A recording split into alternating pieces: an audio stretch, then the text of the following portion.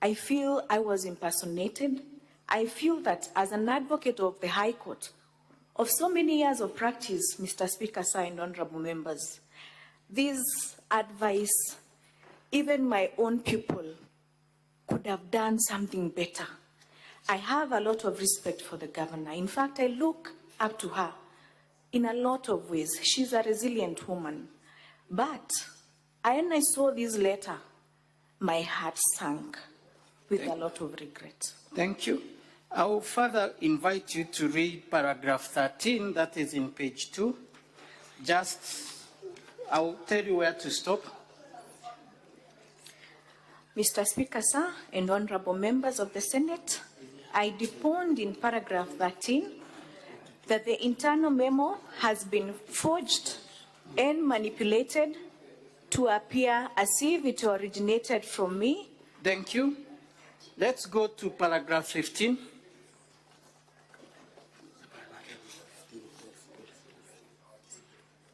No, let's do 12. 12 first. Paragraph 12, Mr. Speaker, sir, and members, honorable members of the Senate, I have deponed that the contents of this internal memo are not only mediocre, but also embarrassing, and to say the least, the internal memo could not have been prepared by an advocate of the High Court of Kenya. Such advice must have clearly emanated from a person who has very little knowledge on serious matters of law as such which were being addressed in that internal memo. So, Counsel, in finality of this matter, you want to say that the document forming basis of defense of the governor has elements of forgery, especially on this internal memo? Absolutely, yes. Thank Mr. you. Speaker, sir. That is all for us.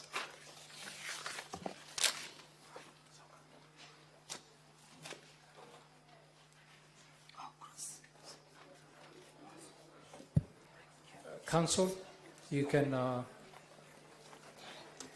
proceed with the cross-examination. Thank you, Mr. Speaker. Because of time constraints, I will go direct to the issue at hand. I'll call you by your formal names, Linda Gaki Kiome, for purposes of these proceedings. So, Linda Gaki Kiome, please confirm for the record that you are an advocate of the High Court of Kenya. Indeed so, Mwalimu. Thank you so much. You're aware that the issue you have now brought before this Senate is a controversy as to whether you issued the advice in question or you did not issue the advice in question. Is that a correct summary of the issue? Indeed so. Thank you so much. The governor's case, from your reading of the response to the impeachment, that she received this advice.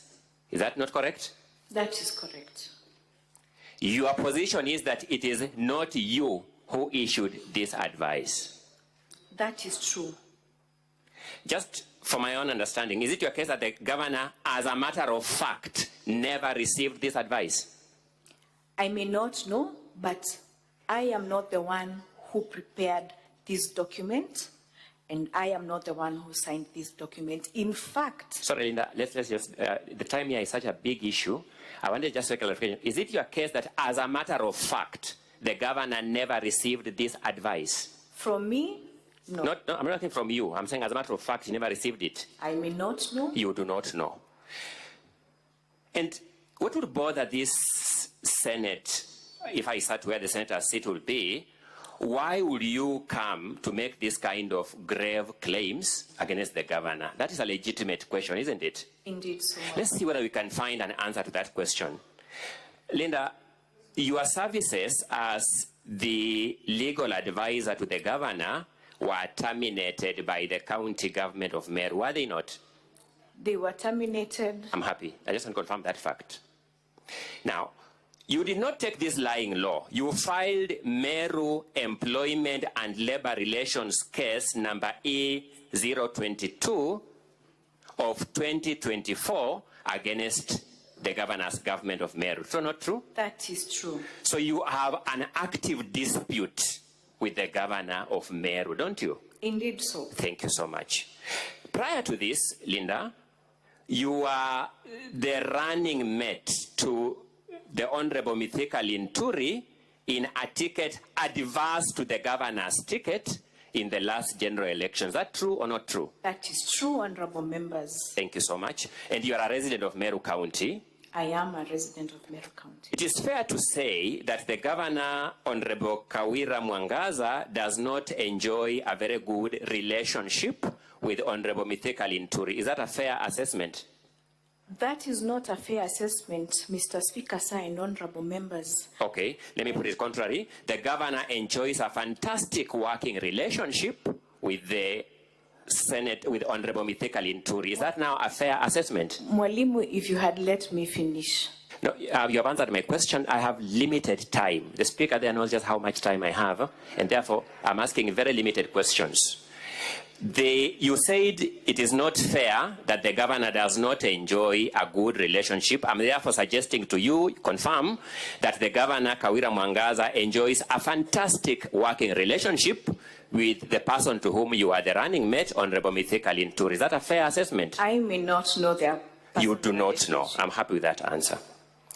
You are aware that there was an impeachment motion in Meru County Assembly by the same mover of the motion that brings us here today, just this month of July. True or not true? I am aware. And you are aware that in that impeachment motion, your termination, the termination of your services as the legal advisor to the governor was an issue raised for removal of this governor from office. I saw the impeachment motion and I confirm that is the position. Thank you so much, Linda.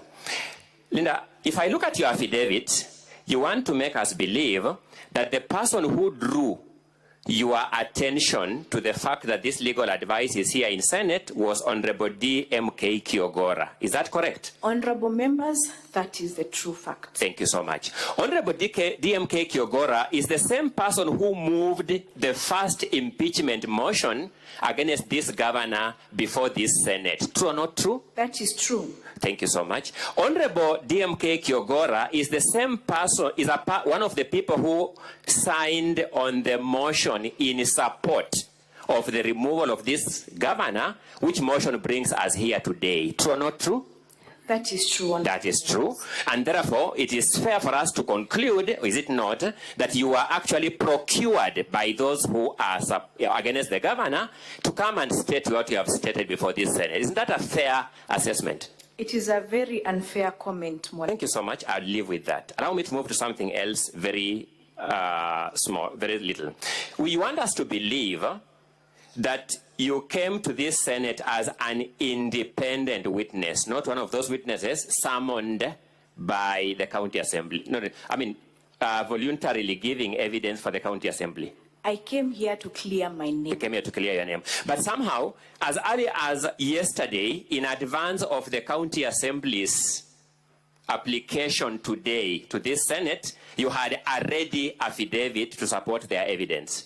I sent that affidavit to the Speaker at 10 p.m. at night. But how was it received? The copy have been served does not have any receiving stamp in this Senate. How was it received? I may not know how it was received, but I sent it to the email of the Speaker of this Senate. Oh, it's your testimony this affidavit was sent in soft copy? I did so, but I also sent DM Kiogora to ensure that it has been served. You also dispatched DM Kiogora, yes, a signatory, yes, to the impeachment motion against this government to follow this governor, to follow up for you that this has been received here. True or not true? Honorable Speaker. You also sent DM Kiogora, didn't you? I asked him to confirm. Correct. Let's use the word asked to save time. You also asked him to confirm for you. True or not true? It is true. Thank you so much, Linda. Having said that, in the case you have filed at Meru Employment and Labor Relations Court, case number E022 of 2024, one of your witnesses in that case is Virginia Kawira. You know that? No, she is not my witness. I have sued the county public service together with the governor Yes, I'm asking, is Virginia Kawira one of your witnesses in that case? She is not one of my witnesses, honorable members. Let me move in finalization of this matter. The opinion in question has a signature. Does that signature resemble your signature? It resembles, I said it mimics my signature. I'm asking a different term. Does it resemble your, does it look like your signature? It resembles my signature. Thank you so much. It was issued during your term in office. I may not know, but the dates are within The date is with the term when you are in office. Indeed so. During that term, you used to render legal advice to the governor. At that time, During that period in office, the governor had already asked me to make a resignation. I'm asking, that time you were in office, has your service has been terminated? The governor was only waiting to write for me a letter to dismiss me. Verbally, she had asked me to resign in December 2023. Sorry, Linda, let me ask you a question let me go back a little. Is your advocate in your case in Meru, Ngwele and Company Advocates? He is. That case was filed on 21st May 2024. It is. You filed a list of witnesses in that case. Yes, I did. You are witness number 1 in that case. In fact, You are witness number 1 on that list of witnesses in that case. yes. Would it surprise you that in soft copy in front of me is that list of witnesses with Virginia Kawira Miriti as your witness number 2? Would it surprise you? At the time, Would it surprise you? it will not surprise me. So it is true that in that court case, the list of witnesses filed there for you lists Virginia Kawira Miriti as your witness. At the time before the same Is Virginia, it true that that list filed in that court lists Virginia Kawira Miriti as your witness number 2? it does. Thank you so But much. circumstances changed. I have no problem with that. At least this Virginia Kawira Miriti is the same person the county assembly has also applied to come here today and also give evidence that they were not able to procure her earlier as a witness. Come again? Today, the county assembly applied for some witness summons. Are you aware that together with you, they also sought that Virginia be summoned? I'm not aware. I'm now putting to you as a fact that she was also summoned.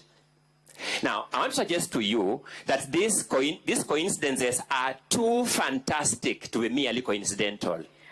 Honorable members, I was later dismissed after I filed my suit by the same Virginia Kawira, and she signed a dismissal letter against me. And now circumstances have changed. She is no longer my witness. And we have admitted to the court to ask to amend our pleadings to reflect as much. So she's not my witness. To your knowledge, do you know of a further list of witnesses filed in that case?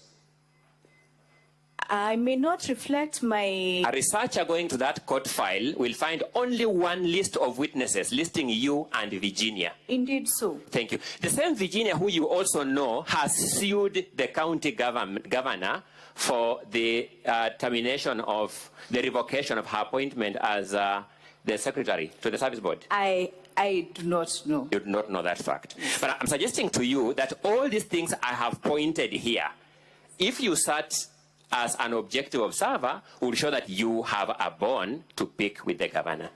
If I was to bring my statements for calls, I have never talked to Virginia, nor to any other member of the county. The question was assembly. different. I'm saying all this filing of the case, your Mithika's running mate, your name was in the impeachment motion. I would have gone into the public participation where your name was mentioned multiple times as the reason for this motion before us. We shall submit that letter to the senators because the record is before them, show that generally you have some bone to pick with the governor. There's a quarrel you have with the governor because your services were terminated. I have no quarrel with the governor.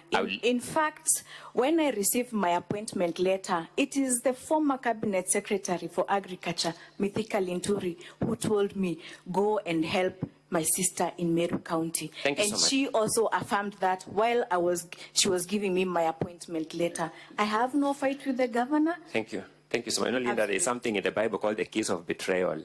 But thank you so much. I will not rest at that.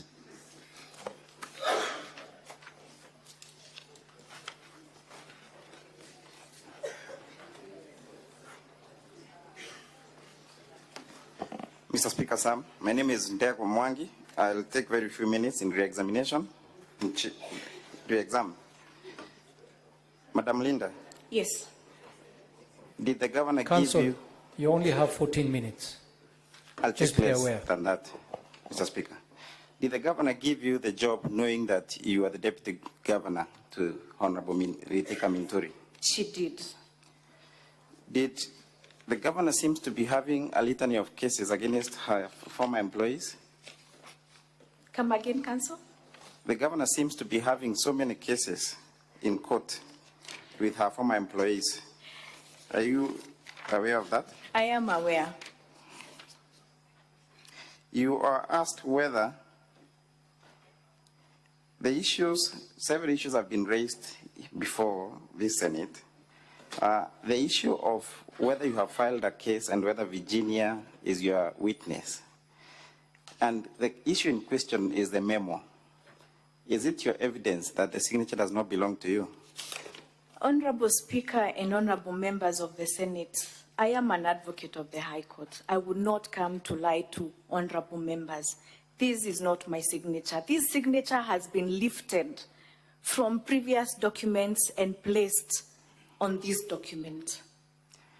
And would you know whether the governor really received that evidence, that advice, when it's not you who gave it to her?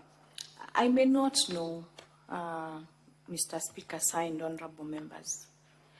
Now, what is the case that has been mentioned as relating to the question of the internal memo? Is there any relationship? It's no relationship. This is about legal advice. And I have come to clear my name. Why? Because of the mediocrity of the advice. I would have wanted to also be a national leader. I had applied to be a PS. If I come to the committee that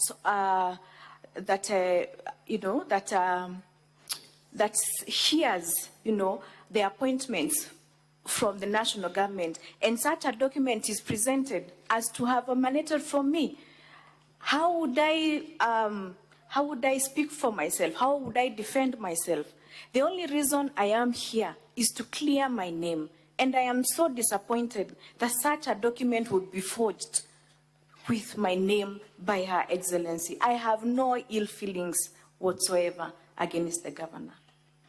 A link has been laid that the honorable member who called you, relating the honorable member to the first impeachment motion. My question to you is there a relationship, or what came before the first impeachment and your internal memo, the forged internal memo? Come again, Council? There is a link that has been created. Yes. That you are here to perpetuate the deeds of the honorable member who called you to report to you about the internal memo. The question is, the first impeachment that was moved by the said honorable member, was it before the forged signature? It was before the forged signature. So you cannot be a conduit of the said member, can you? No, I am not. That's all, Mr. Honorable Speaker.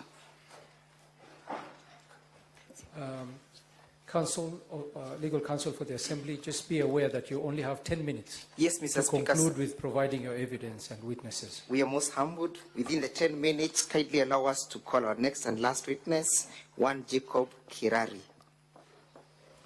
Mr. Mawira will take the witness. Sergeant at Arms. Sergeant at Arms, please bring the witness in. Yes, Mr. Senator Faki, what is your point of order? At some point, you had indicated that we'll be given us give the senators opportunities to ask questions. Was that overruled? No, we are actually approaching to that time. We are approaching to question time very soon. Okay.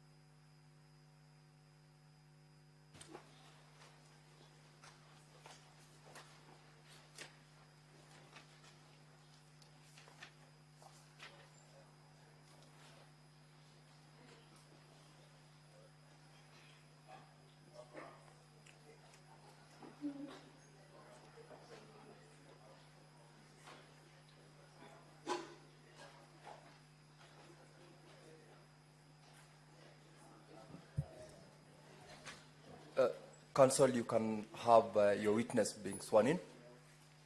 Sergeant at Arms kindly facilitate the swearing in of the witness.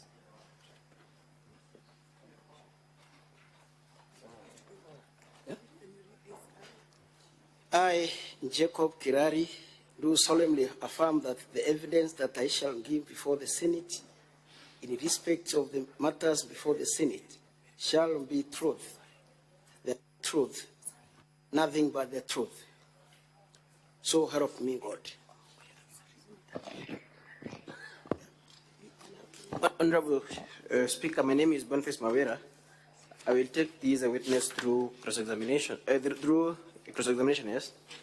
I have very few questions for you, Mr. Witness. Kindly introduce yourself. What is your name? My name is Jacob Kirari, clerk to County Assembly of Meru. Okay. Honorable Speaker, when we made the request for summons in the morning, we requested that the clerk avail the original register of documents that are received by the County Assembly as and when they are served. He has the original register here. But I don't know, senators, and I'm truly sorry for this, because it's just arrived with this original register. You might not have the benefit of the copies, because it just arrived a few minutes ago, I'm told. So probably after this, copies of this original register can be made for the benefit of the Speaker and the honorable members.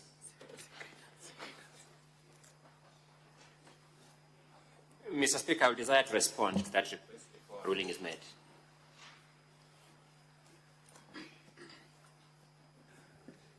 All right, counsel for the governor, you had an intervention. Mr. Speaker, the procedure of this House is that the notice by the clerk gave all of us up to Saturday, the 17th of August this year to furnish our documents to the clerk. My colleagues will confirm we actually, both of us, met at the clerk's office at the same time. In fact, the clerks didn't have to incur any expense serving these documents. The parties just exchanged the documents there. We have just dealt with our witness here, whose affidavit was brought to us for the first time when we were sitting here. All this information you have seen me using to cross-examine, we have had to collect it, including getting information from court in Meru to confirm who these witnesses are, because she had lied to you that so-and-so is not my witness, Virginia is not my witness. I had to get that evidence from Meru. It is an unfair approach to a trial for parties to keep subjecting us to new documents that we have not had a chance to discuss with our client and other persons who may have knowledge, so that we can fairly engage in cross-examination. Mr. Speaker, sir, I humbly beseech that parties having filed their documents, this witness evidence be limited to commenting on the documents already filed and not introducing new documents. It is becoming an extremely punitive trial process to we as counsel and to our client if we will continue facing a trial by ambush. Fortunately for me, this Senate has a number of lawyers who know just how egregious trial by ambush is to our justice system. We are here in a justice process. We beseech you, Mr. Speaker, to make a definitive ruling that the evidence of this witness is limited to commenting on the documents already filed by the parties, where both parties have had a fair chance to look at, and not ambushing us with the new documents, which we don't know how we shall interrogate them before we cross-examine them. I humbly beseech you. Council Longoya, you will note that in the morning there was an application under Regulation 10 by the Council for the County Assembly with regard to these two particular witnesses. And that is the basis upon which they were allowed to come in and was summoned. The first witness has already been dealt with, and you've dealt with it very well, whichever way you did, whether you, out of your ability to do it, you've done within that short time. I believe equally that this particular witness, because of the summons that the House issued earlier on, will because we haven't yet seen the documentation they are going to rely on. It will be on the basis of your documents and whatever register that we will shortly direct that it be availed to the members and the House for them to be able to interrogate as the witness proceeds to testify. So I believe that in the shortest time that we have, we will have the witness take the stand and will be guiding the witness along the way. Counsel for the Assembly proceed to take the witness and make available the document that you would want to have your witness testify on.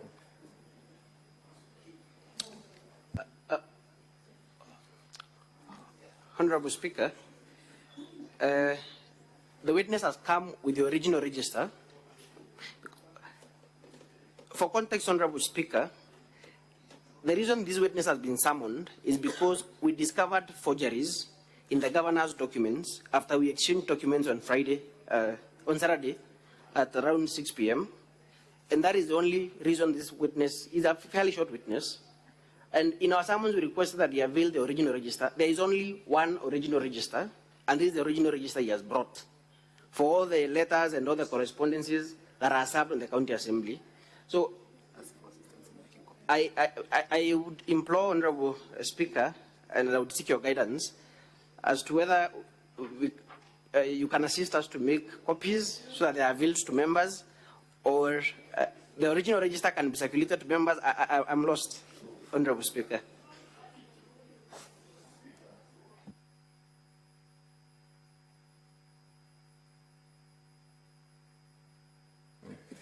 Counsel, we will, as you run the witness to the document, we will need definitely for you to table the original document as well as making available copies for counsel for the governor as well as the House to interrogate whether or not we will admit it, but we must get a copy of that register.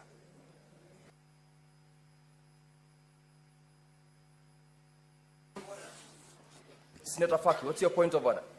I'm trying to understand this procedure. You know, what I understand is that whatever evidence that was before the County Assembly is what was brought here.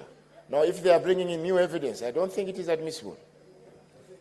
Senator Faki, if you followed the proceedings in the morning pursuant to the application made and the ruling of the Speaker, the reason as to why we have this witness is on the basis of that ruling.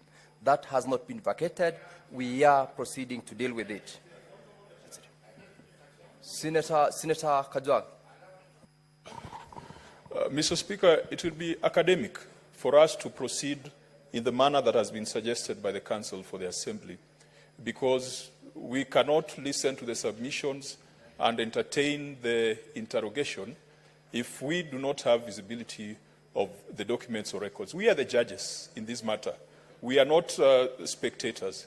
And, Mr. Speaker, I know there is a past impeachment proceeding where we found ourselves in such a situation, where a witness had been summoned and the documents had not been availed to members of the Senate, and the Speaker, sitting where you are sitting, Mr. Speaker, sir, made a ruling that we could proceed with the next witness, and if we don't have the next witness, then the House could consider listening to the testimony of the witness tomorrow in the morning, when all members are able to be seized of the records or the substance that he wants to use to convince the Senate. Therefore, Mr. Speaker, let's not do an academic exercise. Senator Kajwang, the ruling I've made is to the effect that we get a document in the form of register for purposes of the members to interrogate as well as the counsel for the governor. This is the last witness by the County Assembly, and they have limited time. You know we are prosecuting this motion within limited timelines, and therefore we will, in the next 5 minutes, be able to conclude on this particular document availed to members. Then we close on this particular case. For now, the position is we will avail the document they will rely on, as well as, if any, important comments they would want to make or interrogate on the evidence that already had been supplied by both parties. I do not want to deviate from that early ruling. We will give them a few minutes to avail that document, then we proceed.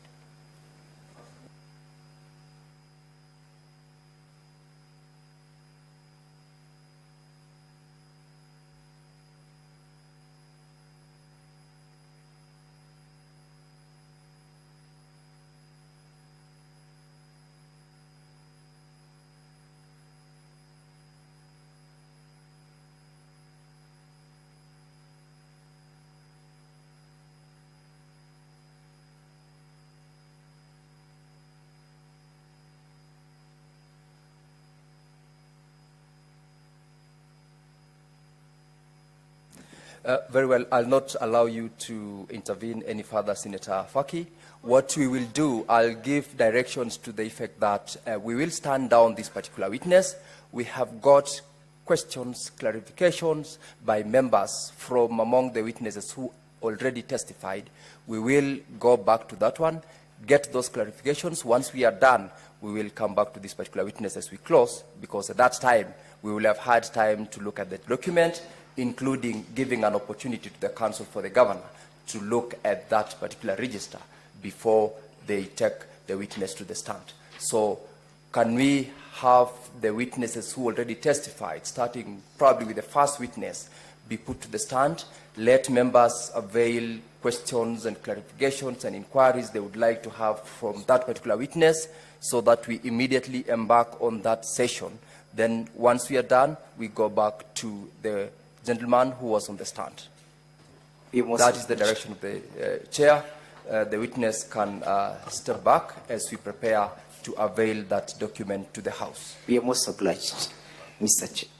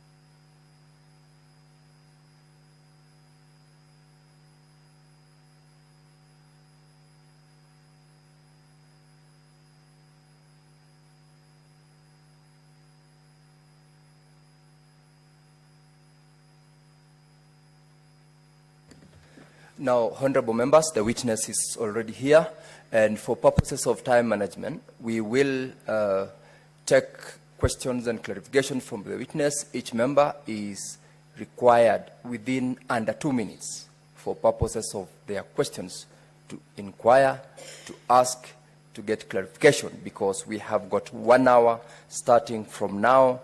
This session should end 1 hour after 9:15, that is at 10:15, And from my dashboard, I can see the request which are from members is almost to everyone in the House. So when you have the opportunity to ask, kindly do so under 2 minutes, because if you do not, make sure you go straight to the question, straight to the inquiry you want to make. Do not unnecessarily waste time in laying a lot of foundation.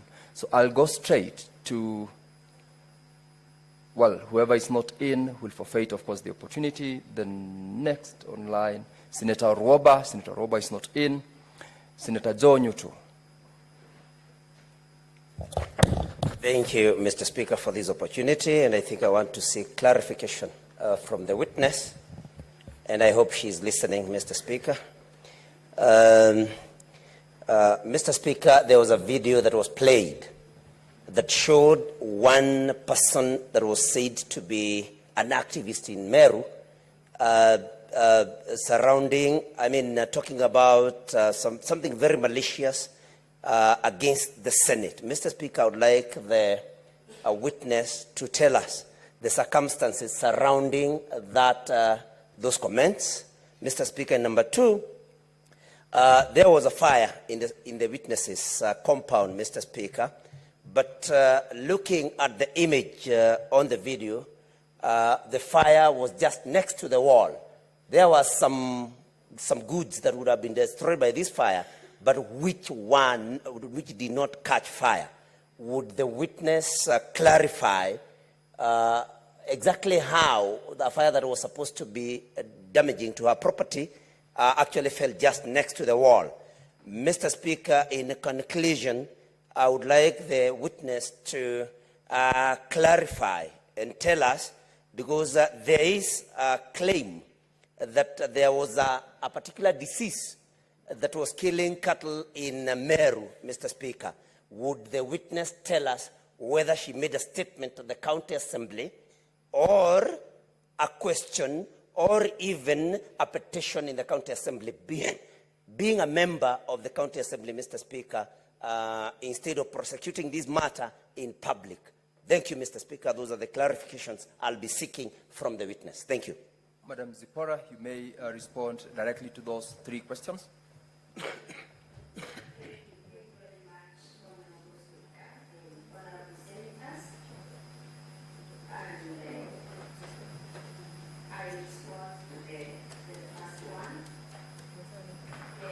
The comments made by the activists against this house, this honorable house, I started by saying I regret those comments. They are not part of, they don't form the opinion of the County Assembly of Meru on the opinion of this house. And I also trust they don't form the opinion of the Meru people. And according to the video, because I was not present in that meeting, it shows that there was some, the video shows that there were some prayers for the late blogger that we've talked about. And it is in those circumstances that the person who talked about or who gave those comments commented on that. And personally, I may not really understand why the activists went into castigating this honorable house in his own comments. I believe it is unfortunate, unwarranted, uncalled for, and I highly regret that. I personally also disassociate myself from the comments. I don't share the same opinion. You have answered that one. I want you to answer the second and third question in under 1 minute. We are running against a crazy timeline. Thank you, Honorable Speaker. Well guided. On the second question on the fire, I informed this house, and I again submit that the fire was thrown into my home from the fence. It did not originate. It did not originate from my house. And then there is some distance between the cow shed that you saw and the wall, that is the fence. And that is the reason as to why it was not able to burn the cow shed, because there's some distance. And again, the watchman who was awake at that particular time, you could see him coming and trying to find out what has caused the fire with a torch. And it is from that instance that the watchman woke up those who take care of the cows to come and assist him put off the fire. So I again submit that fire, I cannot confirm the origin of the fire, but it was thrown. And indeed, when I reported to the police, they came, collected the exhibits, including what was thrown into my compound, and it was smelling a lot of petrol. And even now, they have those exhibits at Nkobu police station. On point number 3, I submit that the disease that the farmers from Moruko were talking about was the rampant skin disease. And indeed, I submit to this house that I'm also a farmer. I do farming. I also end a challenge. But I submit that I did not seek a statement in the County Assembly of Meru. I did not file a petition, but I can say I have sought over 15 statements of other issues in the County Assembly of Meru. Thank you, Honorable Chair. Thank you. I will allow Senator Manzo, Daniel Tonga, and shortly after Senator Manzo, I'll ask Senator Wakoli to also ask both, so that you answer the 2 senators at once. Senator Manzo. Yeah, thank you, Mr. Speaker. Mr. Speaker, about the fire on the County Assembly, you already provided a video on your house. Is there any evidence that the County Assembly ever caught fire? And if it did, how come you still went on to spend the night there and still use the chamber the next day?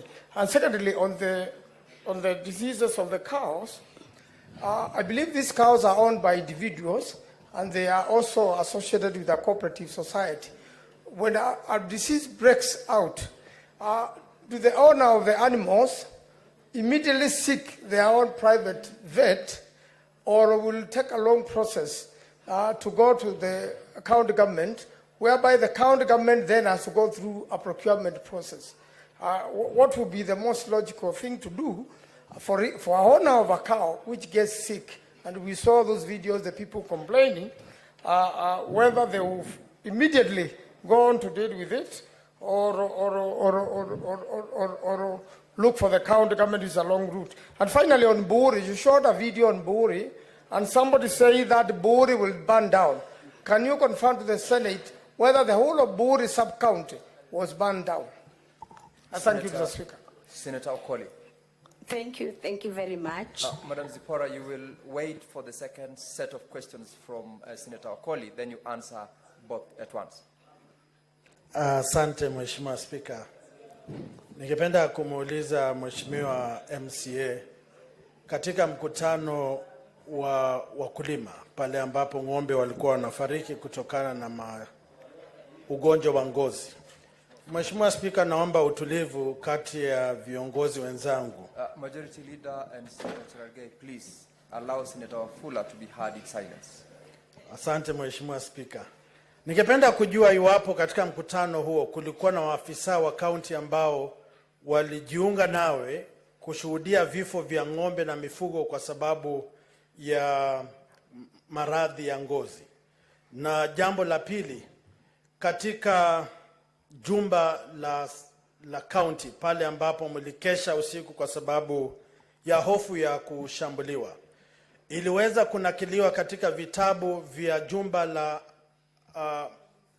jumba lenu la wakilishaji wa wadi kwamba maisha yenu yako hatarini, na kwamba tukiangalia stakabadhi za chumba chenu tutaweza kuthibitisha kwamba ni haki na ni ukweli kwamba viongozi walikuwa wametafuta hifadhi kwa sababu ya shutuma ama vitisho mlivyokuwa mnapata kutokana na kazi ambayo mlikuwa mmejitwika katika kaunti yenu. Asante Mheshimiwa Speaker. You may now proceed to respond to those questions. Thank you very much, Honorable Speaker and the Honorable Senators. On about the fire in the Assembly, I submit that I was inside the Assembly and the fire started, the fire, I saw the fire on the roof of the Assembly from inside. And I submit that a report was made, a report on the occurrence was made at the Meru police station. And Honorable Speaker and Honorable Members, I submit that the County Assembly of Meru has a CCTV footage, although I did not have adequate time to extract the CCTV footage. It can be evidence and good evidence and can really give us the evidence on how the Assembly was touched. Then on the disease, I would want to know that it is true that the individual farmers take care of their animals, especially when the animals have some problems. But I submit that the issue of vaccination is a very, very big issue that is usually done by the government simply because the farmers cannot be able to keep those vaccines. There is no single practitioner, private practitioner who vaccinates the cows. The practitioners cannot. Number two, the farmers may not be able to.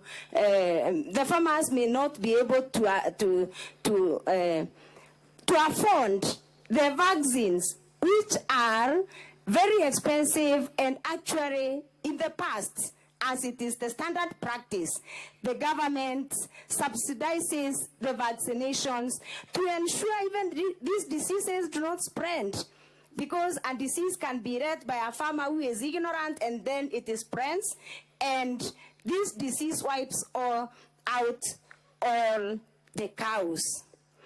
Then I would also want to submit on the land issue about Bore. The public participation in Bore that the officer is purporting to disrupt. He tried to disrupt the public participation, but our staff from the county assembly tried to insist on those that wanted to participate to write memorandums, written memorandums. So from Bore sub-county, we relied heavily on written memorandums because many of the participants shied away from the public participation venues because of the same threats. Thank you, Honorable Speaker. Sorry, the second question. I'm sorry, Honorable Speaker and the members. Proceed. Then on the second one, about the disease, I submit that I did not say there was a meeting. I said these farmers consulted me or talked to me about their plight. They explained to me that they suffered these losses, and we did not have any meeting. And I submitted that immediately I got the report. I called the director,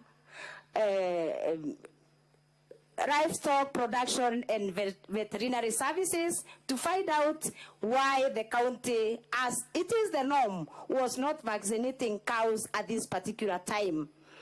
And that is the great effort that I made, and it was to no avail because we did not get any assistance. On the county assembly, again, I have noted that the county assembly, the reports by the investigators indicated that it was a petrol bomb, and I ran those charges here. It was a petrol bomb that was thrown. It was actually, it was retrieved by the investigators, and they have it as part of their evidence as they were charging these criminals. And again, I would want to say, I submitted that the members of the county assembly, including I, were feeling threatened, and that is exactly why the members of the county assembly slept in the chamber in order to be able to secure their security. Thank you, Honorable Speaker. Thank you, Senator Osotsi Godfrey. And after Senator Osotsi, we'll have Senator Kinyua. Then you will answer to those two senators. Thank you. Mr. Speaker, I have two clarifications. The first clarification, Mr. Speaker, is on the petition number 5 by the members of the public to the County Assembly of Meru, which was filed on the 15th November 2023. Mr. Speaker, you note that this was just 7 days after the last impeachment, which we had done on the 8th of November. So I'd like to find out from the witness whether you find this to be a bit sinister, because this particular petition was calling for the impeachment of various CECs and various chief officers by the County Assembly, and their further dismissal by the Governor. Was this a continuation of your effort to derail the county government of Meru? The issue number 2 is that, Mr. Speaker, the witness confirmed to this House that she's a member of the PAC committee. And being a member of the PAC committee, obviously she has interacted with the Public Audit Act, which, if you read under Section 31, Section 50, and Section 53 of the Public Audit Act, it is very clear that the report of the Auditor General has to be considered, processed, and reported to in the County Assembly. And Senator Osotsi, your time is up. You've asked the first question. Senator Kinyua, kindly ask your share of questions. Asante Bwana Spika. Swali langu ni kwanza, Bwana Spika, katika kanda za video ambazo Order, honorable senators. Order, honorable members. Let's have Senator Kinyua heard in silence. Bwana Spika, katika kanda za video tulizoonyeshwa hapa, tulionyeshwa ya kwamba Governor Kawira akisema ya kwamba kuna pesa ambazo zimechangwa. Bwana Spika, ilinikanganya kidogo kwa sababu iko mahali alipokuwa akiongea na Kimeru, alisema ya kwamba pesa ambazo zimekusanywa ni milioni 87. Lakini akiongea katika lugha ya Kiswahili alisema pesa ambazo zimekusanywa ni milioni 60, na ndiposa alikuwa akisema ya kwamba zinaweza zikajenga nyumba ya orofa kwa yule mjane, hata vile vile anunuliwe gari. Bwana Spika, katika video nyingine, kanda nyingine ya video, nikamsikia MCA akisema ya kwamba Governor wa Meru ni wazimu. Lakini baadaye alipokuwa akiulizwa hapa akasema ya kwamba alinukuliwa vibaya. Bwana Spika, sasa mimi nashindwa kama mwenyewe alimnukuu Governor wa Governor wa Meru na kusema ya kwamba yeye Governor wa Meru amesema mambo mawili ambayo haambatani. Pesa zilizokusanywa ni milioni 87. Tena kwa Kiswahili nikasikia akisema yeye anaweza kusema alinukuliwa vibaya kwa sababu inaonekana wazi ya kwamba amesema mambo mawili. Akiongea na Kimeru akasema tofauti, akiongea na Kiswahili akasema tofauti. Yeye mwenyewe anaweza kusema ya kwamba alinukuliwa vibaya, Bwana Spika, katika lile tuhuma ambayo imeletwa katika Senate hii. Nashukuru Bwana Spika. Zipora responds to those two questions. Thank you, Honorable Speaker and Honorable Senators. The question on petition number 5 that was presented to the County Assembly on 15th November 2023, I may not be in a position to explain whether it was a sinister motive, because the members of the public that presented this petition did it on their own variation, and the petition number 5 of the petition number 5 was committed by the Speaker of the County Assembly of Meru to a joint committee on labor and justice of two committees that I'm not a member. So just like any other person, I consumed that report, just like any other member of the County Assembly is not a member of that committee, those two committees. I consumed that report, Honorable Speaker and the members, only on the day it was tabled on the floor of the House.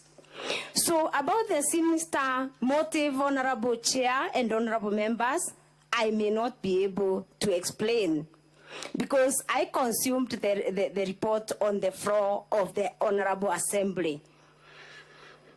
Number 2, I submit I'm a member of the Public Accounts Committee, and it is true that the section that has just been quoted is indeed correct, but I submit that apart from that section, Honorable Speaker and Honorable members, section Article 229(6) also indicates that an audit report can indeed be considered by the County Assembly, but the Article 229 indicates that it is clear that the audit report is final. So in this regard, I want to submit that in the audit report, it was clearly indicated that the management of the county government of Meru was in breach of the law. So I do not really feel that the County Assembly could have said the management is not in the breach of the law. Then the next questions from Senator Kenyua. Honorable Speaker and Honorable Senators, the video about 86 million, the governor talks about a contribution of 86 million. About the 60 million, the governor is not giving two, in the video the governor is not giving two amounts. She only said if that money is not above 60 million, then those who are collecting that money are in Kiswahili akasema ni wakora na ni wezi. That is what she insinuated. She did not give two figures, Honorable Senator. And I believe it is the governor that can speak for herself whether she was taken out of context or not. But I submit that in the video that I am talking, I submit that video, Honorable Senators and Honorable Speaker and Honorable Senators, it was a media interview that I had taken for more than an hour. I had taken more than an hour to do that media interview. Although I said I cannot remember the dates, I submit that I had talked about so many governance issues that if that video was played in full, I would be able to explain the context, the circumstances under which I made that comment. That is why I feel it was out of context. Thank you, Honorable Speaker. You have answered the questions. Senator Okech Eddy and Senator Mundigi, in that order.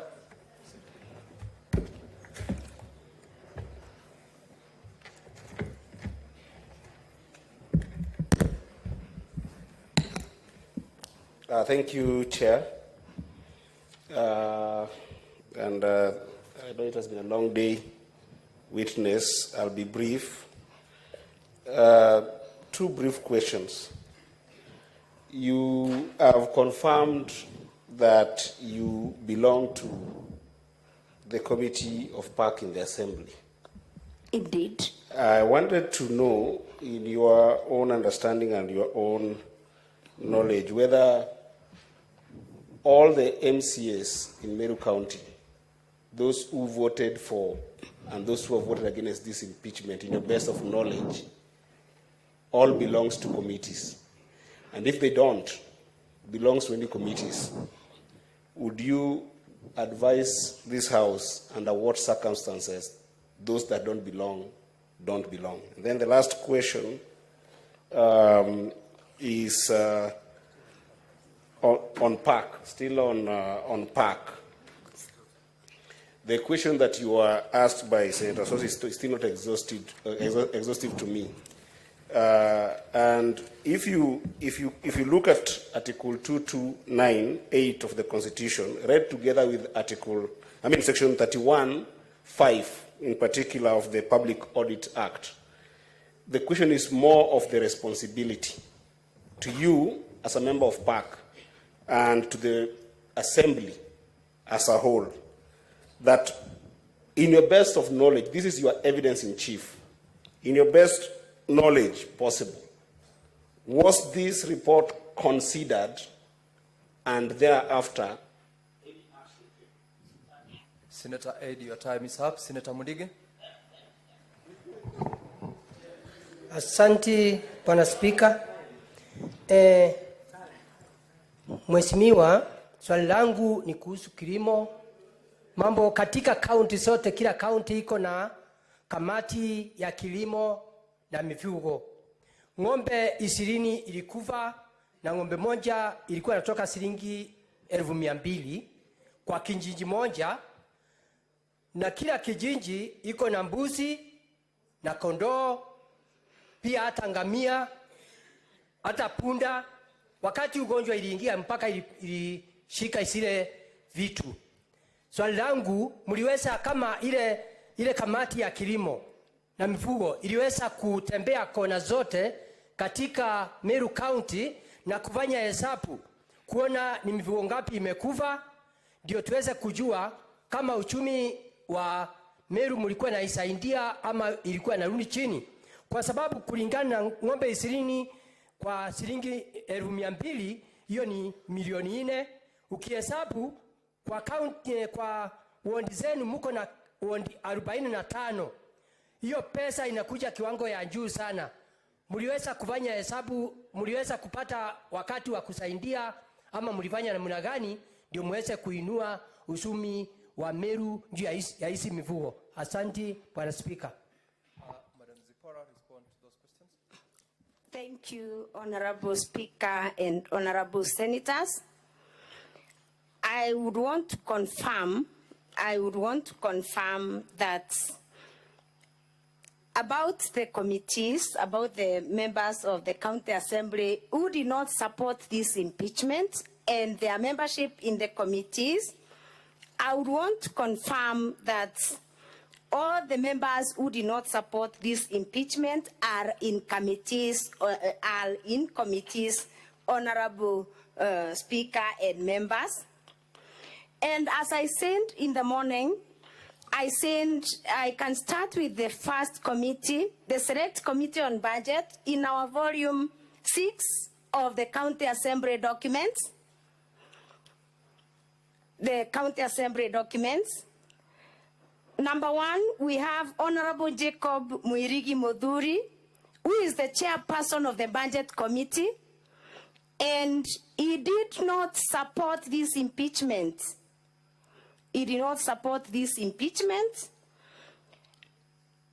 Then we have on the same list, Honorable Speaker and Honorable members, we have, and actually they voted against this impeachment. Number 14 on page 7 of volume 6, we have an Honorable Member, Martin Kimathi Moriongi, Honorable Member for Timau is a member of the Budget Committee and did not support the impeachment of the governor of Meru. On that list, Honorable Speaker and members, the last one is Honorable Jennifer McKenna Morogocho. She voted against this motion and she's a member of the Budget Committee.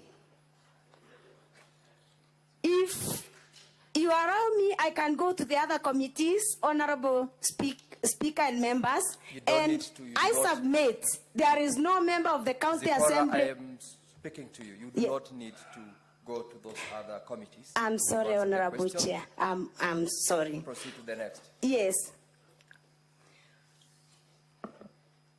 On the other issue of the PAC section, that one, Honorable members, I stand guided. Section 30.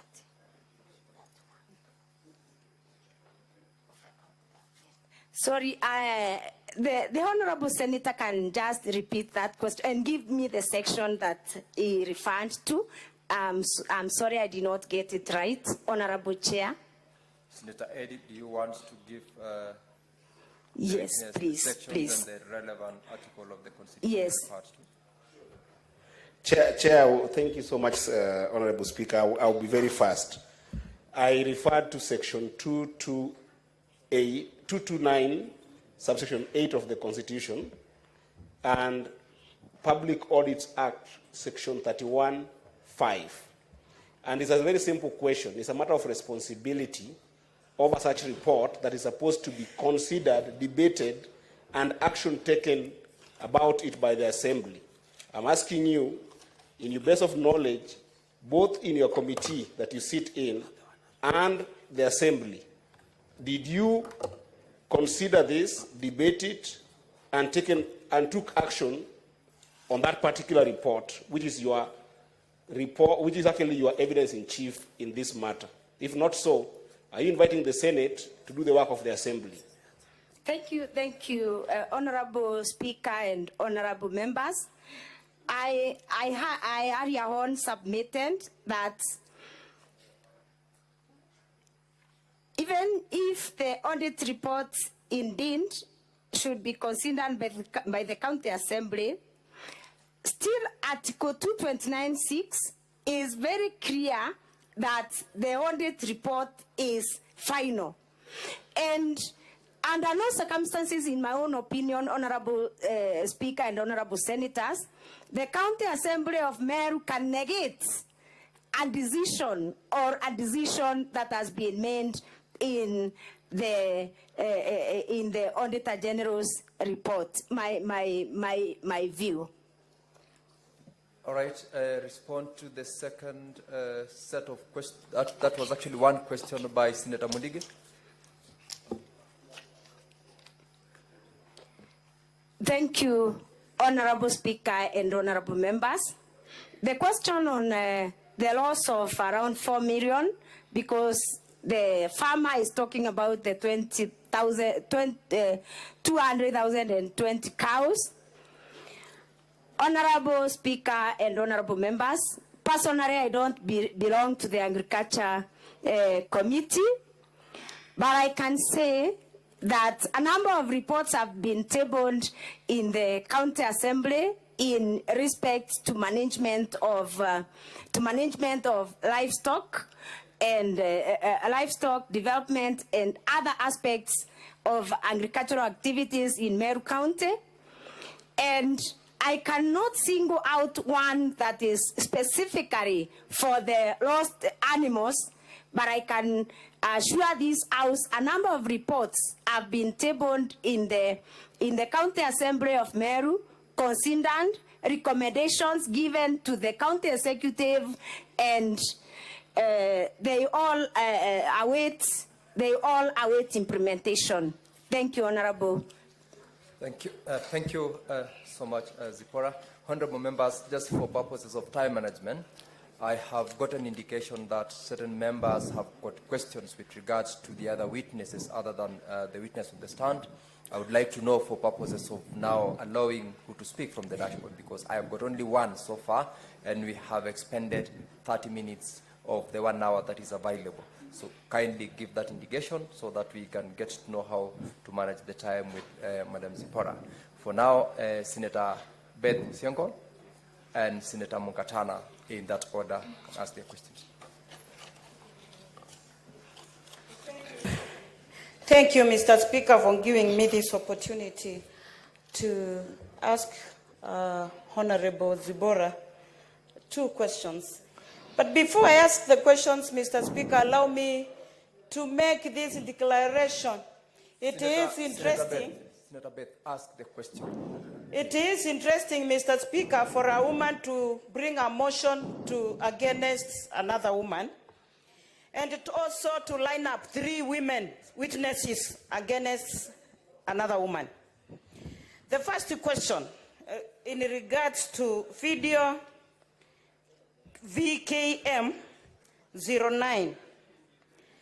Madam Zibora, you declared the county, the governor's seat vacant.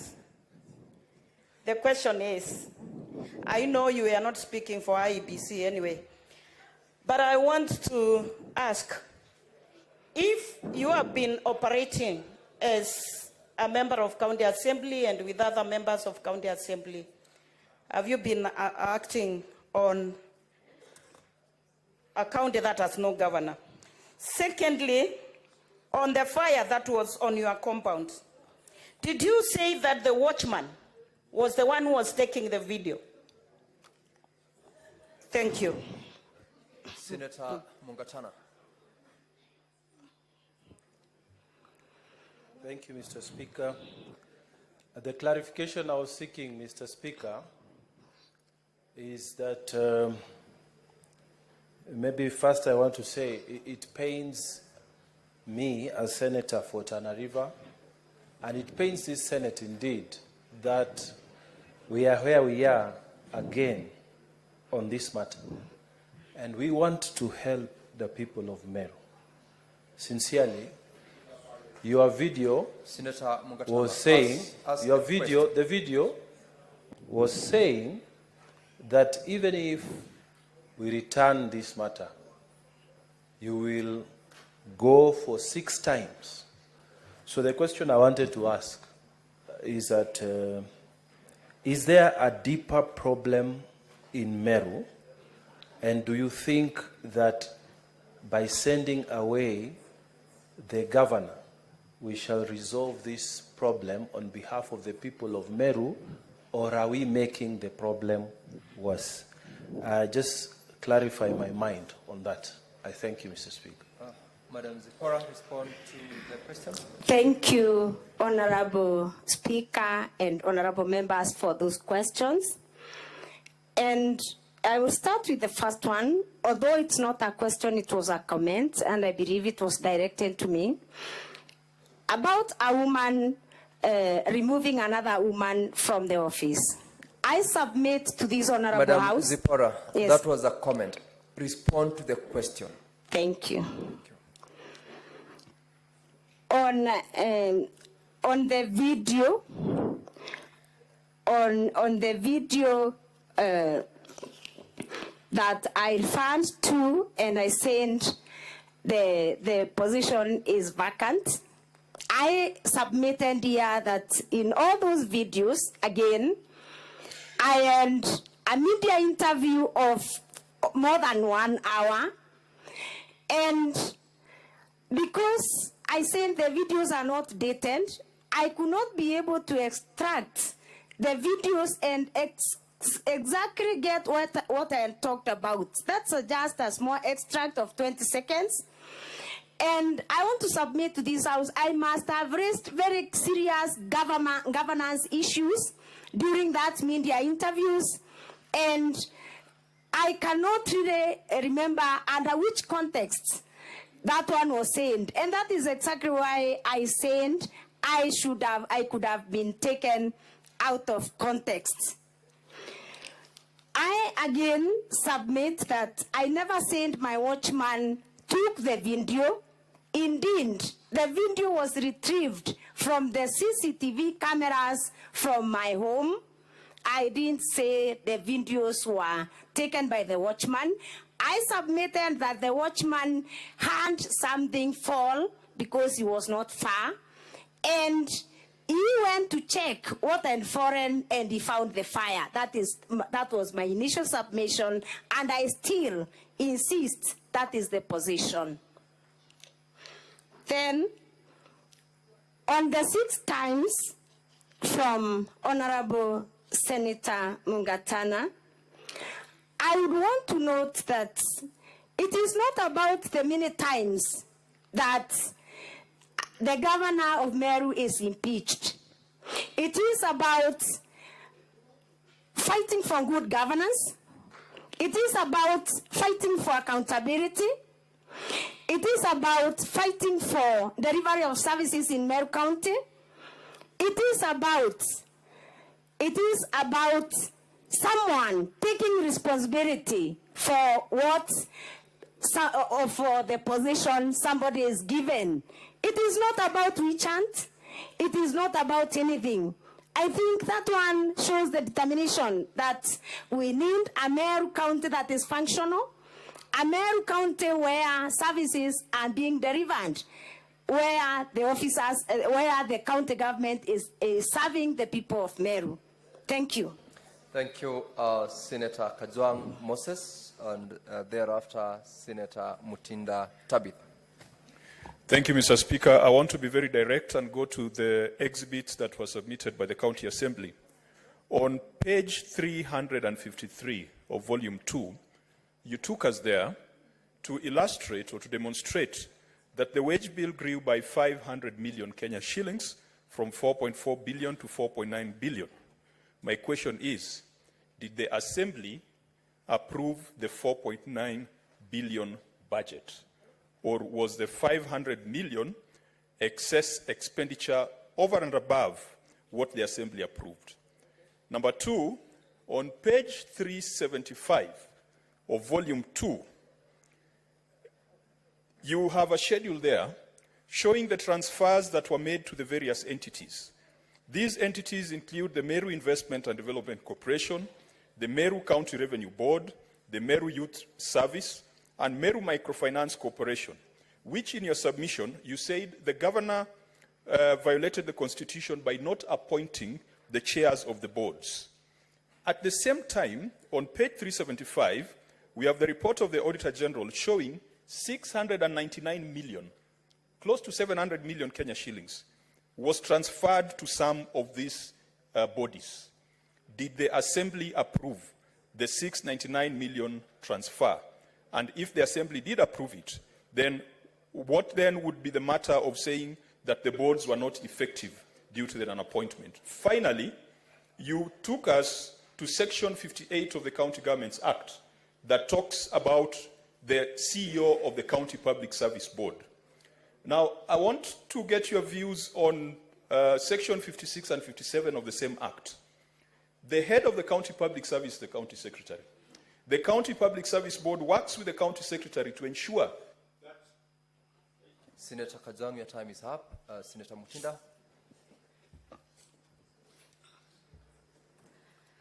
Thank you, Mr. Speaker.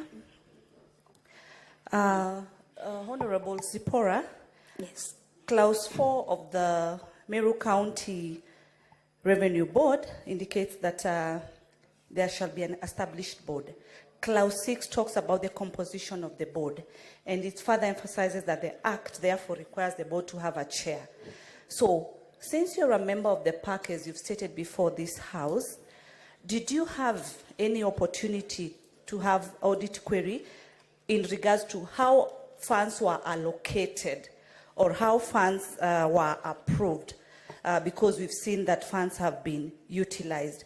Putting in mind Chapter 229(6) of the Constitution says that an audit report shall confirm whether or not public money has been applied lawfully and in any ineffective way. Lastly, after the second impeachment of the Meru governor, As the County Assembly, what remedy did you put in place as the leaders and the MCAs of the Assembly to ensure that you sort the issues of Meru County once and for all?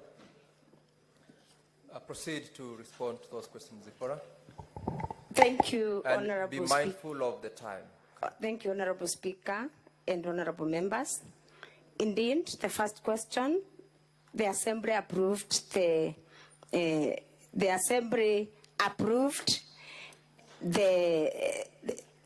funds, whereas it is the work of the Assembly, of the County Assembly, to approve the funds, whereas it is the responsibility of the County Assembly to approve the funds. Section 30 of the County Government Act mandates the governor of any county to be accountable for the management of and use of the county resources. So I submit to this Honorable House that the County Assembly allocates, and then the governor together with the county executive is to ensure prudent rent is to be accountable for the management of the use of the county resources. It is not the responsibility of the County Assembly to manage the resources. It is the work of the governor herself, according to that section, together with the staff that the governor supervises. 2, about the Meru county bonds that have not been operational because they were not constituted, I submit that the County Assembly of Meru, through various communications from the clerk of the County Assembly, continued communicating to the county executive that they needed to submit documents to the County Assembly to enable the County Assembly carry out its mandate, documents that were never received. Similarly, as I've said, it is the work of the County Executive to use the funds allocated well.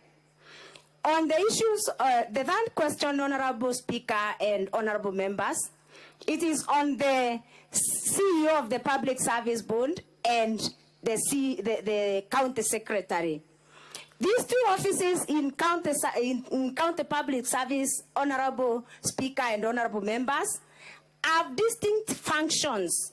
They have distinct functions where the board is mandated to recruit, to recruit through interviews, and then after recruitment, it is the County Secretary now who deploys, who supervises and does the other. So the two have different, distinct functions. Only that they work very closely. Then the other question from Senator Mutinda is still on the chairperson of the bonds, and I believe I have already submitted that it is the responsibility of the governor of Meru County and the other officers to ensure the bonds are legally constituted. It is not the duty of the County Assembly of Meru. The remedy about this issue, I've already submitted that the County Assembly has really worked so hard to implore on the County Executive to carry out the mandate of the County Executive in order to make even our work as the County Assembly very easy. Thank you, Honorable Speaker. Thank you. Honorable members, you've got 12 minutes remaining to conclude this session. And let's be mindful of the time once you're allowed to ask your clarification. Senator Ledama and Senator Tobiko. Thank you, Mr. Speaker. Mr. Speaker, let me start by asking the witness to clarify on her last submissions on the failure by the county government to be able to appoint people in these boards. And I want to take the witness to volume 1B, page 53. We look at page 53. I don't know whether you've had a chance to look at it. And Mr. Speaker, this minute of 2 minutes is actually doing us a big disservice.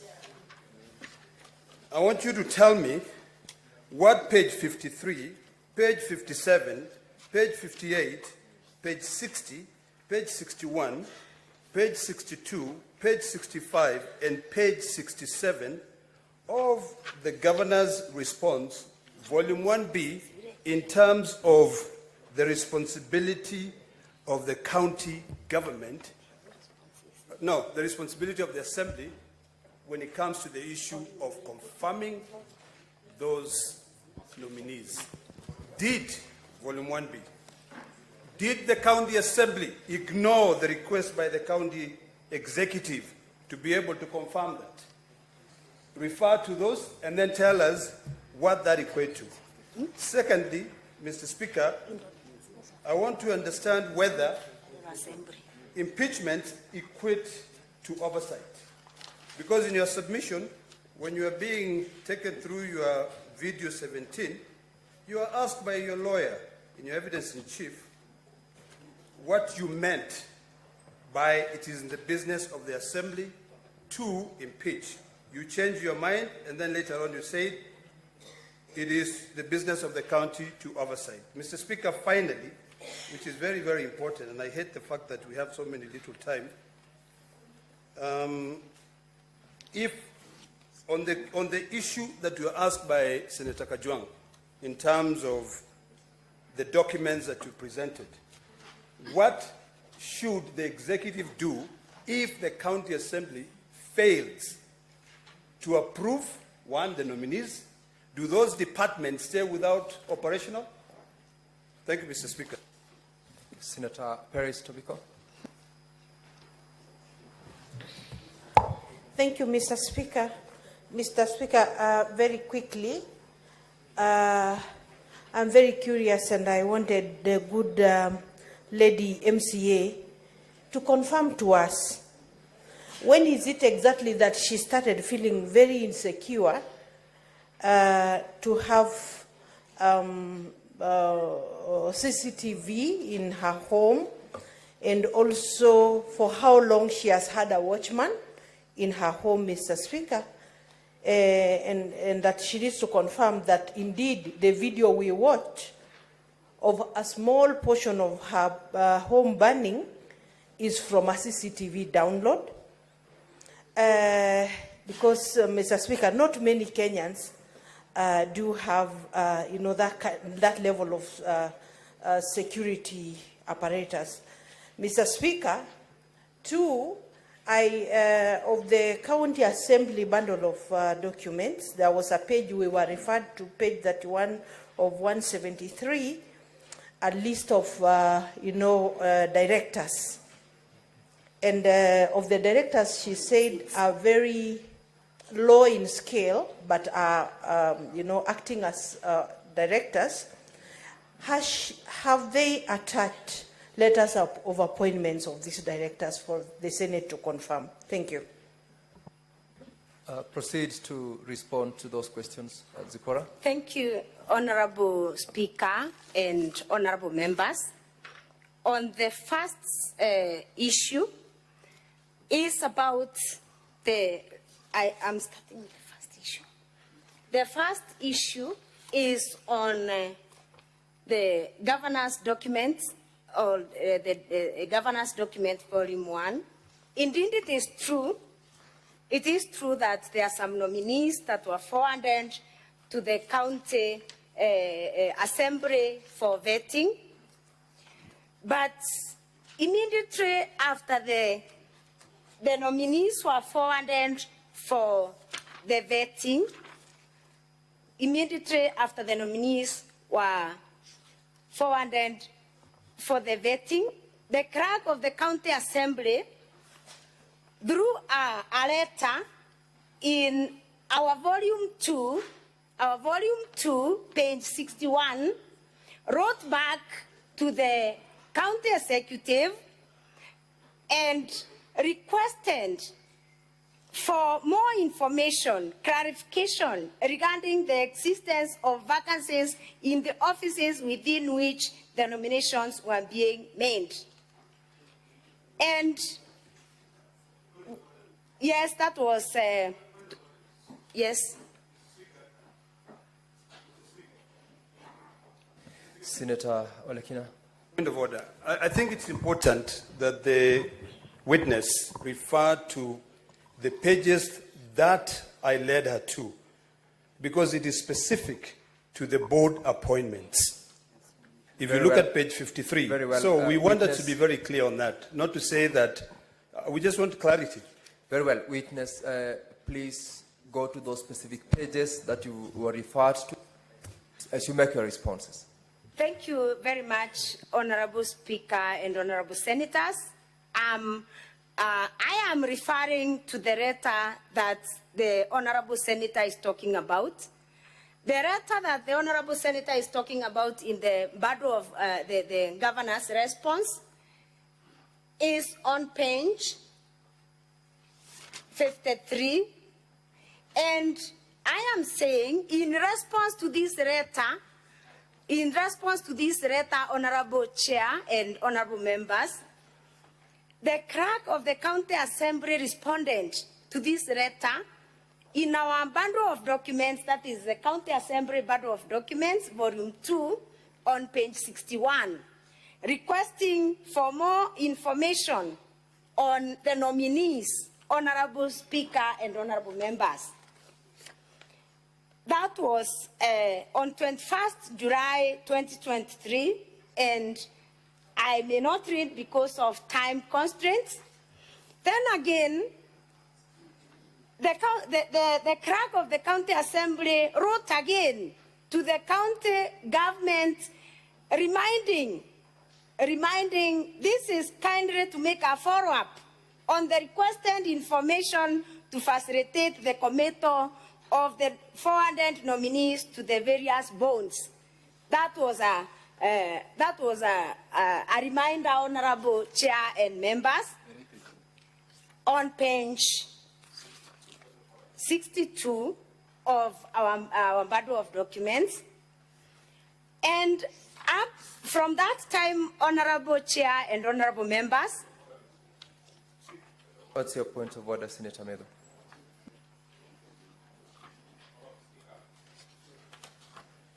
Give him the microphone. Honorable Speaker, I think since this is evidence in chief and it will go on record, it is fair that the witness refers to the content of the letter.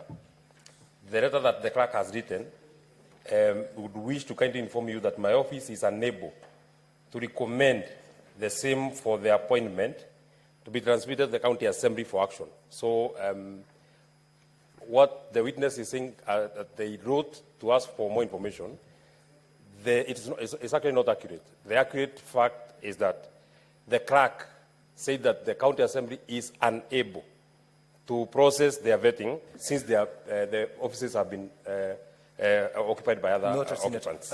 Madam Zipporah, kindly restrict yourself to the contents of the letter in responding to that particular question, and be very, very mindful of the time that is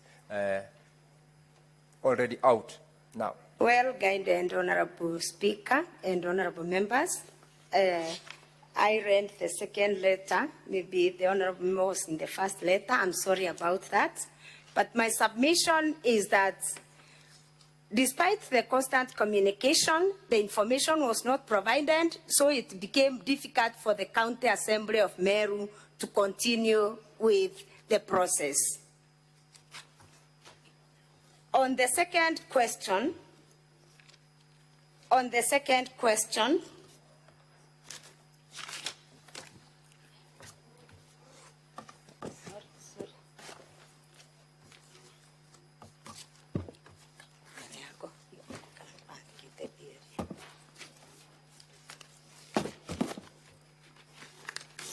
sorry for that, honorable members.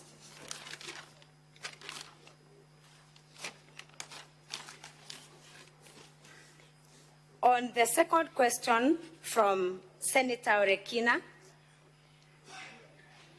on whether impeachment is oversight,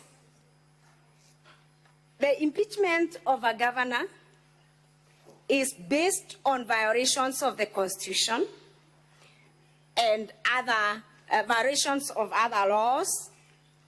And in my own opinion, I describe impeachment as part of the oversight, in my own opinion. Then I believe there's no other question from Honorable Senator Orekina. Then I got questions from Honorable Tobiko through the Honorable Speaker and Honorable members. I submit that I did not I did not install a CCTV just because of these insecurities, but my home has been under surveillance of the CCTV camera for the last 5 years. I also submit that I did not secure the services of a watchman because of this. The watchman has worked for me for a number of years.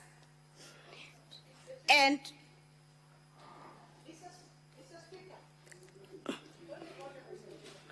maybe I can paraphrase it. Zipporah, proceed to conclude on that response to the question.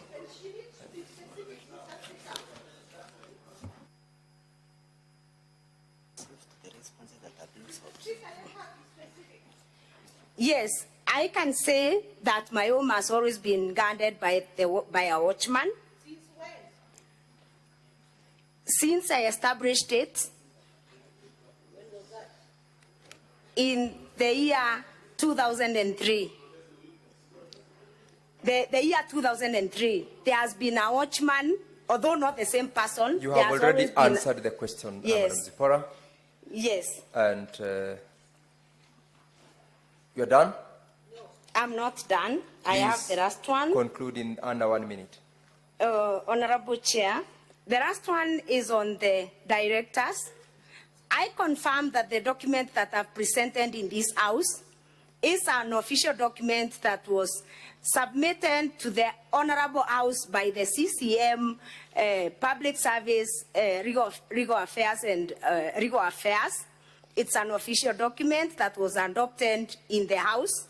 So I believed I did not need to have appointment letters because that is a document that was submitted to the House by the CCM in the summons. And therefore, the County Assembly adopts it as an authentic document. Thank you, Honorable Chair. Thank you, Madam Zipporah. Now, honorable members, we have fully utilized the 1 hour that had been granted for purposes of clarifications. And therefore, as I directed earlier on, everyone had requested to seek clarification. We cannot be here until midnight. We can't be here. We must limit and manage our time. So that session is done. Madam Zipporah, you are excused from this point.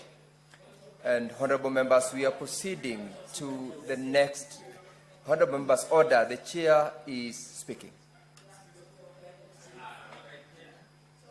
Senator Cherargei, order please. Senator Omogeni, order please. We are closing on that part. We have discharged the witness, and that session is concluded. Honorable members, the next session is with regard to the second witness who'd been summoned. We stood him down for purposes of the document that he was to rely on to be circulated, and that is the witness whom I would like to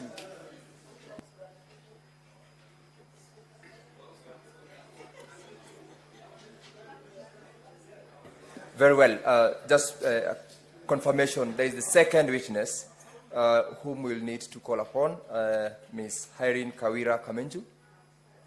Very well, take the stand. And for members to seek clarifications, we will do this section immediately, and thereafter we go back to the witness whom we stood down.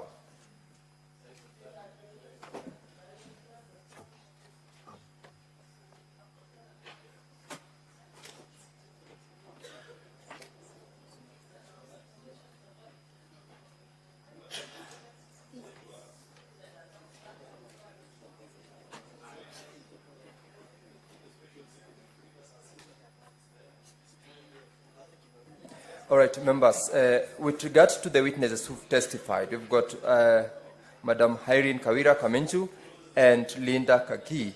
We will take 15 minutes to seek clarifications with the witness who is on the dock right now, and another 15 minutes with Linda Kaki. Then, once we are done with the two, we deal with Jacob Kirari. So for those who are unable to seek clarifications with the previous witness, this could be an opportunity with the other two witnesses to seek any additional clarifications. And I have got from the dashboard Senator Okoiti Omtata,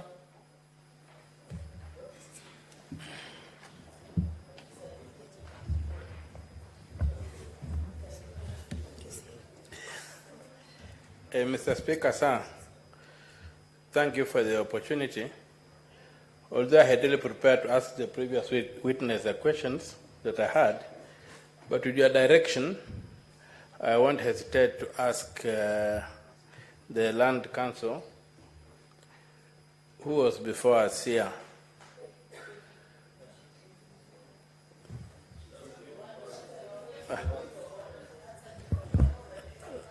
Well, Mr. Speaker, sir, why is the other witness that were... Senator Okoiti. Yes. Resume your seat, please. Resume your seat, Senator Okoiti. Honorable members, the witness who is now on the stand is Kawira Kamenju. If you have any question, any clarification from her, this is the opportunity. And from my dashboard, the person who was ahead was Senator Okoiti. If you have a question to the witness, proceed. If you don't have, I'll ask Senator Samson Cherargei. Mr. Speaker, understanding order number 1 of the standing orders of the Senate. Order, Senator Cherargei. Just this is my time. I thought I could use the way Order, I want. Senator Cherargei. Are you asking a question? Yes, I'm asking a Proceed question. to ask the witness any question. But your guidance, because understanding order number 1, which is part of our rules and regulation, if we do not have questions, the move of the motion was the key witness that we wanted to seek clarification.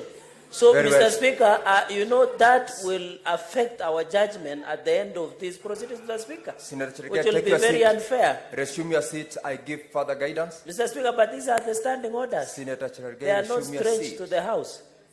Resume your seat. I give further guidance to the House. Yeah, please.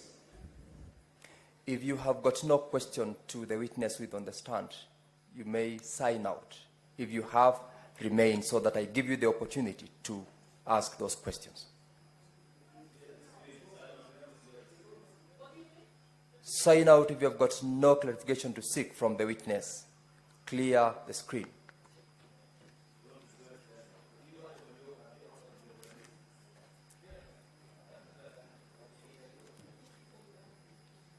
I still have members, so I'll give those who are still on the screen.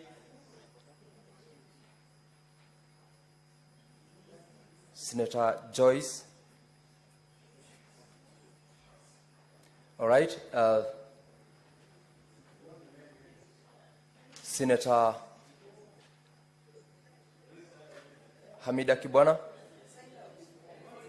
Very well. I will discharge the witness. I will discharge the witness. Senator Mutinda. Senator Veronica. Yes, sir. Proceed.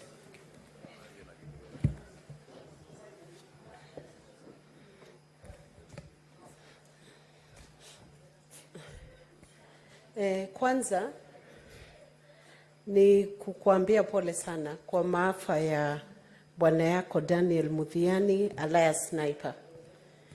Lakini kuna swali ambayo ningependa ueleze Senate ama hawa waheshimiwa kuhusu hii pay bill number 247 account number 040016391789. Hiyo account number ama pay bill ya matanga ama mazishi ilifunguliwa na nani?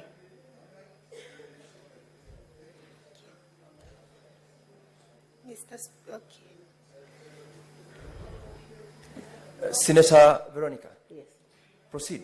I have asked her a question. Who opened this pay bill number 247 account number 040016391789? Hiyo account ambayo ilipata pesa 286,516. Nani alifungua? Mimi. Niwe ulifungua? It was initiated by the Sniper Friends and the bloggers, but I was the one who is responsible of the account. Kwa hivyo wewe ndio ulikuwa unaangalia balance ya pesa zile imepata? Yeah, and the notifications were being forwarded to me. Senator Veronica, address the speaker. Yes, through the speaker, kuna control yoyote ambayo governor alipewa?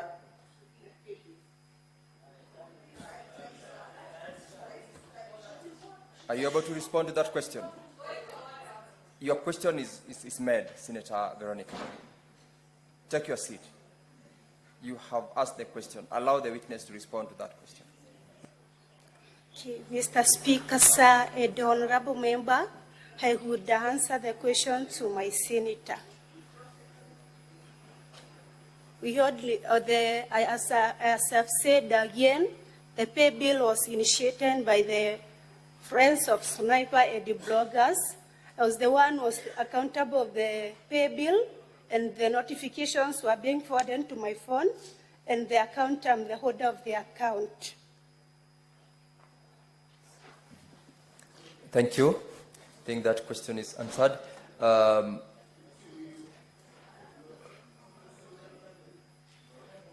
Senator Mutinda. Nianze kukupatia pole zangu kwa kumpoteza mume wako Sniper. Swali langu, nimeona katika video kana kwamba ulikerwa sana wakati gavana alieleza ya kwamba uliweza kupokea milioni taslimu 86 na kana kwamba unaishi na MCA mmoja wa pale kaunti ya Meru. Hatua gani ulichukua kuweza kuondoa maneno haya ambayo kulingana nawe sio maneno ya kweli? Ulichukua hatua gani? Kwa kizungu ile tunasema ku clear the air. Asante Bwana Speaker. Mr. Speaker, sir, and the honorable senators, that's why I'm here today. I want to shed light to the whole House and to the Kenyans that I don't owe that amount, and again, misi kufichwa na MCA fulani.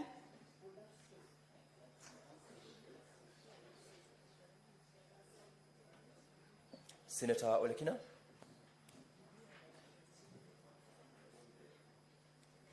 Mr. Speaker, I do not have a question for this witness. However, I do have a question for the attorney of the County Assembly in regards to the same issue. It's the same issue. It's the same issue. Mr. Speaker, there is a witness, but I need some clarification on the same issue of the 86 million, but not from the witness standing, but from the lawyer. Okay, it's the same issue. So you want to seek clarification from the lawyer? Yes, I'm speaking. Take your seat, so that opportunity will be Okay, made available. that's fair enough. All right. But now, Mr. Speaker, I think you're mixing things because we are asking on the same matter of the 86 Senator million. Ledama. So if you're going to Take take your the time seat. for the lawyer, Take that's your fine. seat.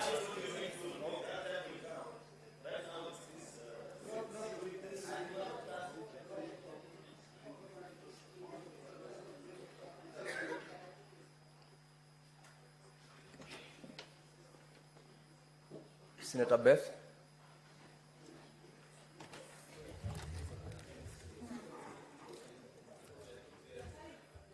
Thank you, Mr. Speaker. Kwanza nakupa pole. Ninajua ni hali ngumu. Swali langu pia lingeenda kwa wakili, sio kwa madam. Very well, Senator Beth. Any other member? I have got from my dashboard 3 members, and I do not want members to complain. If there is none, then the witness is discharged. Let's call upon the second last witness, Ms. Linda Kiome. Senator Ria, what's your point of order?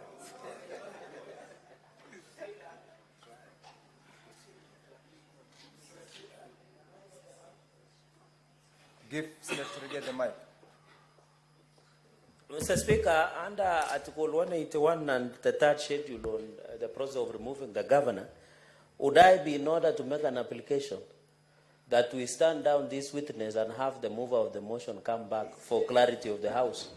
Would that be in order, Mr. Speaker? And I would request to move that motion and request Senator Ledama to second me, Mr. Speaker.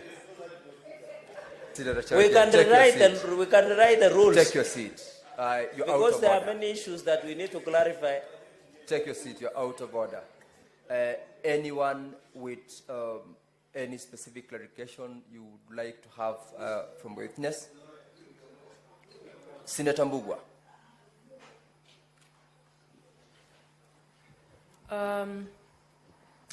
Thank you, Mr. Speaker. Now, Senator Muma, I have given the opportunity to Senator Mbugua. I will give it to you after you.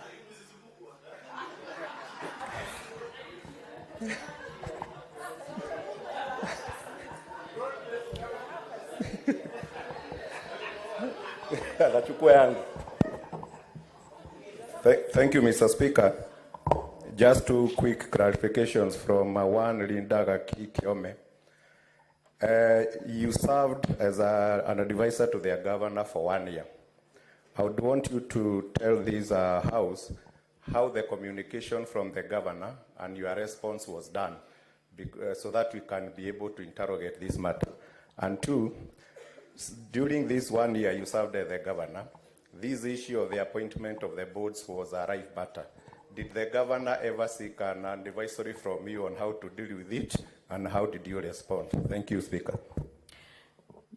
Mr. Speaker, sir, honorable members, thank you, Senator, for that question. When I was appointed by the governor, I was almost due to have my 3rd baby.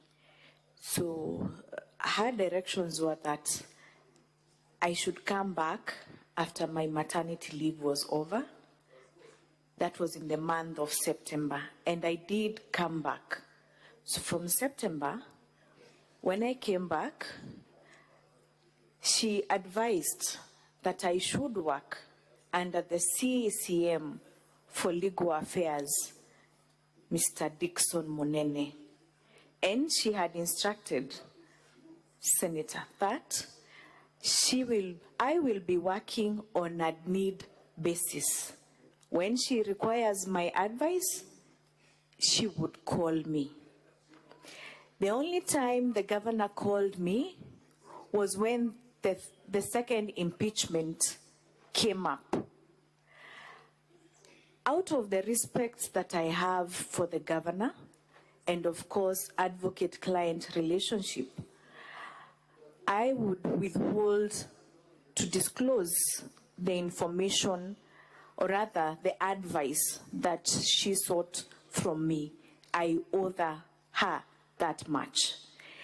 Thereafter, after the impeachment, that is when she called me to her office in Meru just before Christmas and asked me to resign. Therefore, our relationship got sour. In fact, immediately after the second impeachment, and there was no further communication from the governor until I believe the 26th of March this year.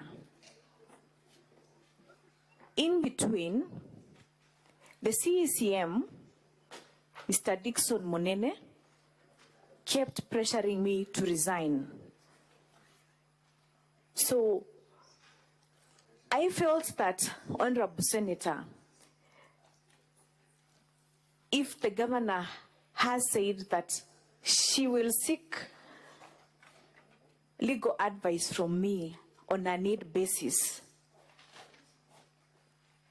at no time did she ask me about the legality of any appointments of the boards in the Meru County government. And there is no written advisory I have given the governor within that period of time. The nature of the advice... Councillor Linda, make short your responses and respond directly to the question. All right? Thank you, Mr. Speaker. I stand guided.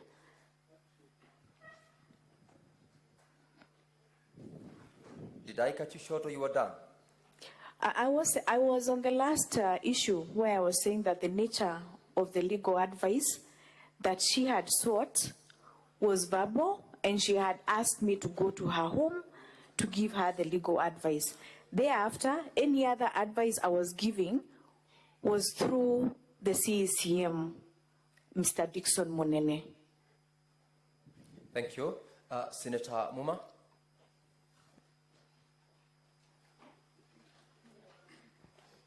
Thank you, Mr. Speaker. My question to the witness. You are a former legal advisor to the governor. You have sued the governor. We understand that is not very apparent. Now, did you see the need to declare conflict of interest in coming to give evidence against somebody whom you've had advocate-client relationship and whom you are advising? I didn't hear you declare that when you were called on the witness box. Mr. Speaker, sir, thank you very much. Honorable Senators, I said in my submission that I came to clear my name from an allegation of giving mediocre advice to the governor. I am an advocate of many years of practice. Ordinarily, in the very least, I would have at least written my name at the end of that advisory. I came here to clear my name for future prospects, and I indicated that very clearly when I was giving evidence. I did not withhold any information regarding to my relationship with the governor. Very well.